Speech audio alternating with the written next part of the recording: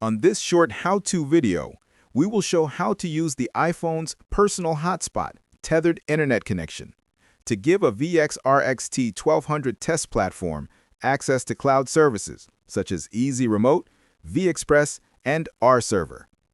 This feature comes handy in places where LAN and Wi-Fi are not available or allowed. First, you have to enable the Personal Hotspot feature on the iPhone. Go to Settings, select Personal Hotspot, and enable the Allow Other to Join field.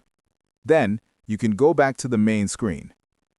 Use the Lightning or USB-C cable to connect the iPhone to one of the RXT-1200's USB-A ports.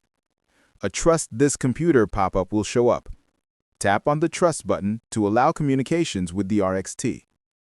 The RXT will display its IP address on the bottom left corner of the screen to confirm internet connectivity. A pop-up menu will be displayed on the RXT with quick access buttons for Easy Remote, VExpress, and RServer.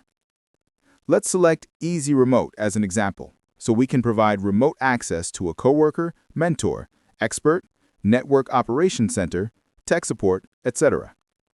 Once the Easy Remote app is launched on the RXT, tap on Apply to start the remote collaboration session.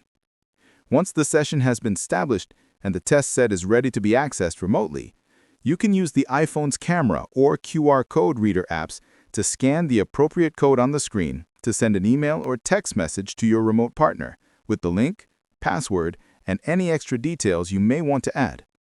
When you finish with your collaboration session, disconnect the iPhone and disable the Personal Hotspot.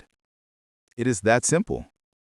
Feel free to contact us if you have any questions or need more information.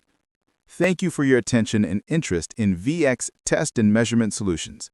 Please consider subscribing to our LinkedIn and YouTube channels to get notified about new features, quick guide videos, technology, and training content.